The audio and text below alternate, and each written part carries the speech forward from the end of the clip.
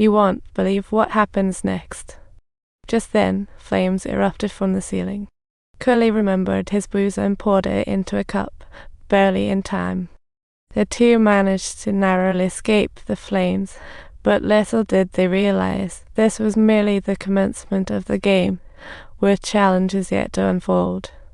In the second level, they found themselves in a freezing, snowy world, struggling to navigate on the slippery ice. They ended up crashing into an invisible wall. No surprise, it's closed. Suddenly, an unsettling hunting dog bark echoed from below, freezing everyone in fear. The glasses guy assured them, "Don't panic, it was just sound effects. The ice is fine, the organizers wouldn't dare." He then praised the designer. But then, suddenly the exit opened. An icy blast rushed in, and they quickly turned into popsicles. And just like that, the door slammed shut. The only way to survive was to drive out in the brand new car. I saved thousands when buying my car, a great deal. With Know Your Car, enter city and model for best price. You can see other buyers' insights and dive into car culture. It's super handy for buying, selecting, and enjoying cars. If you're in the market, hurry and download it in the lower left corner. Xiaohei found an iron door, but it was locked with no key in sight. Good luck with that.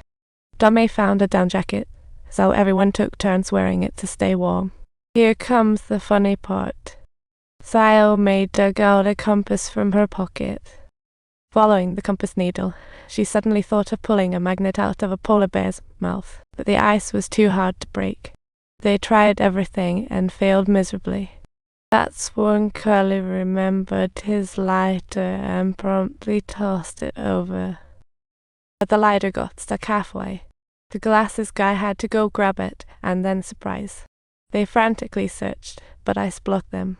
The glasses guy vanished and soon met his fate. This is no ordinary escape room. It's a battle for survival. They had no other option but to melt the ice using their hands, ultimately resulting in all of them becoming solidly frozen, without exception. Just when they finally managed to escape, before they could even catch their breath, the next challenge was already upon them. The next level was upon them. This time, they found themselves in a completely upside-down room with a pool table hanging from the ceiling. Who would have thought it?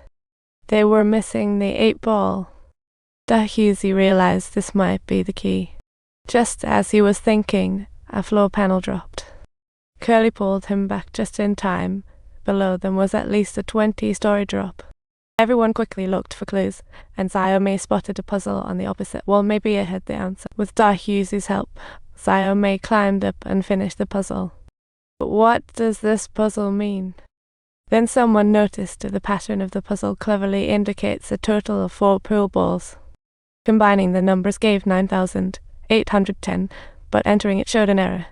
With the floor about to collapse, they frantically tried, but the bookshelf couldn't take the weight. Xiaomei thought she could lighten the load, but she slipped and fell.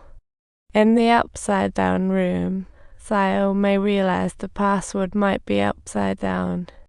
Dahu quickly entered 186, and sure enough, it unlocked the 8-ball doorknob. But then she turned around to find almost all the floorboards gone, so she had to climb across. If she were to fall, she'd be completely finished. Just as she got halfway across, the black ball slipped. With no second thoughts, she jumped. She swiftly snatched up the black ball and threw it towards her teammates. Just then, the floor crumbled beneath her. In a last-ditch effort, everyone cheered her on. But it wasn't long before Dahu also took the express train. There was no time to grieve. They rushed into the next chamber. This level was a real killer, extremely perilous with toxic gas. This chamber was arranged strangely and even contained everyone's medical records. They were the sole survivors of a disaster, selected by destiny.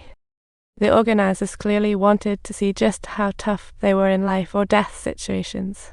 The screen hinted that passing this level required them to push their limits.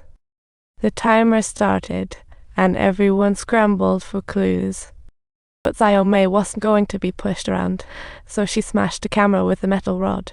Dahusey found his medical report, and it seemed he had made a breakthrough. When he pieced it together, it turned out to be an ECG. Everyone speculated on its meaning.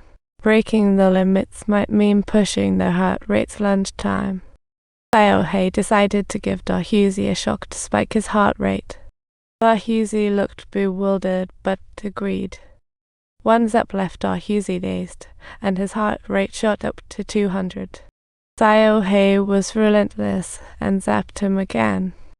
Dahusey was zapped out. Sayohei realized the minimum heart rate issue. Time was up, and the gas began to fill the room. Sayohei had to stay calm. His heart rate rapidly dropped, and congratulations. The escape route opened. Everyone, don't forget to subscribe for more hilarious content you won't want to miss.